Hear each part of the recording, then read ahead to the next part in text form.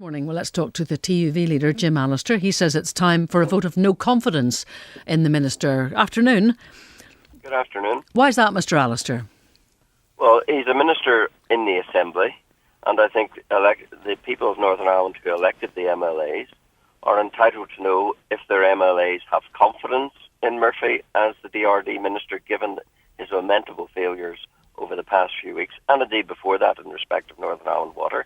And it really would be a preposterous situation if a minister can cling to office because he manages to keep on board his own party hacks, his own party payroll within his own party, but lacks the confidence of everyone else in the Assembly. So I think it's a time to find out, does he have the confidence of the Assembly?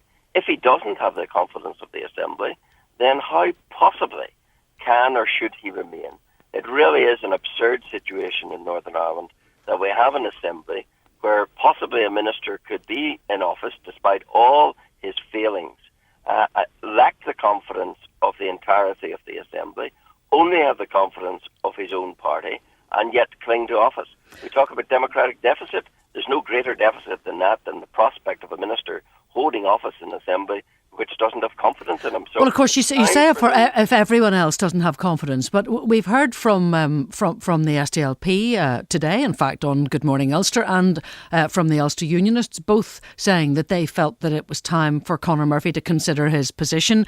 As Fred Cobain said there, had it been cross-channel politics, he would have been away weeks ago, citing the example of the Scottish Transport Minister who fell on his sword after the roads chaos at that stage.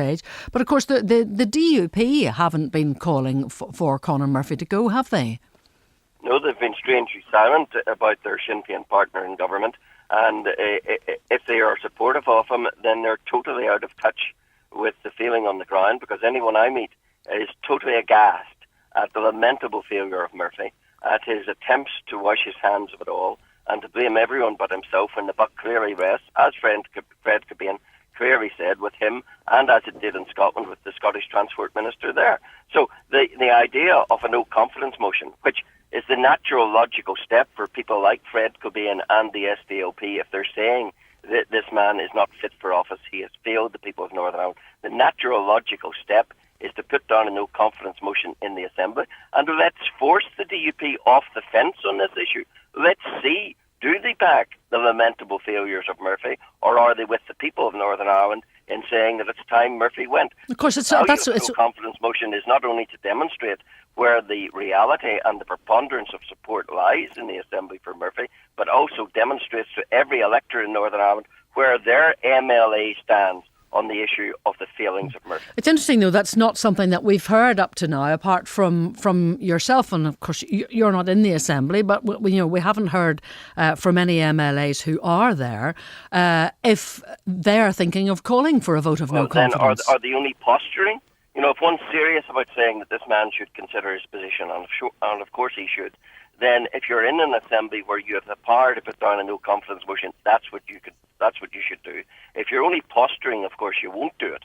But I think that it is now time for MLAs to declare themselves, for the country to know, does Murphy have the confidence of the Assembly in which he is a minister? And if he doesn't, how, even in this most absurd of systems, could he cling to office if the overwhelming majority in the Assembly have no confidence in him? What about Lawrence Mackenzie's position, Mr Allister? Is a no confidence motion. Right. What about Lawrence Mackenzie's position here? Well, I think Lawrence Mackenzie, it's appropriate and right that he should go, but that's not enough, because Lawrence Mackenzie was but one of the key players in this stratagem of failure, and right at the top of the heap is Conor Murphy, who of course appointed Mackenzie, kept him in office at the beginning of last year, and dismissed, was very quick to meddle, very quick to take responsibility in his terms for Northern Ireland Water when it suited his purposes to get his own placemen in as directors, who then lamentably failed. He can't have it both ways. He can't say, oh, this is arm's length, I can't meddle, I can't control, I can't say what Northern Ireland Water should and shouldn't do, and therefore I'm not responsible for their outworkings.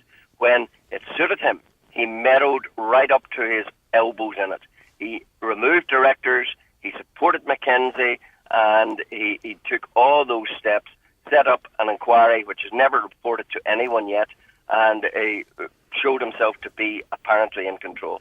Jim Allister, Peter's view is one that I hear often in this programme. Mary was on yesterday. She thinks that the whole country's in a state of collapse, and quite a few people coming in to agree with her. Are you in that camp too? I think undoubtedly that's the overwhelming view, and I think that this whole escapade has been very damaging for the present form of Stormont's devolution, because it's been demonstrably clear that it is not bringing us good, accountable government. How could it be accountable government when the man in the street can see that the one who's accountable isn't allowing himself or prepared to be accountable? You know, if this was happening under direct rule, I could imagine the screeches and screams and the adjectives that would be used from DUP, Sinn Féin and everyone else about the incompetence and uncaring and unaccountability of the minister, whoever it happened to be, in the NIO. This is happening under so-called devolution. We have a minister who should be accountable. He's washing his hands and utterly refusing to take accountability. Okay. And at the same time, he's giving us nothing that approaches good government. It's time the Assembly stood up for itself and said, we are the Assembly. We will declare whether or not we have confidence in Murphy. And if we declare we have no confidence in him, then he must go. Okay, Jim Allister. A system of government which doesn't permit the Assembly to do that, then it's a system of government which isn't worth having. Okay. Well, you've made your point clearly there. Thanks very much indeed for that. Jim Allister, if you agree with him.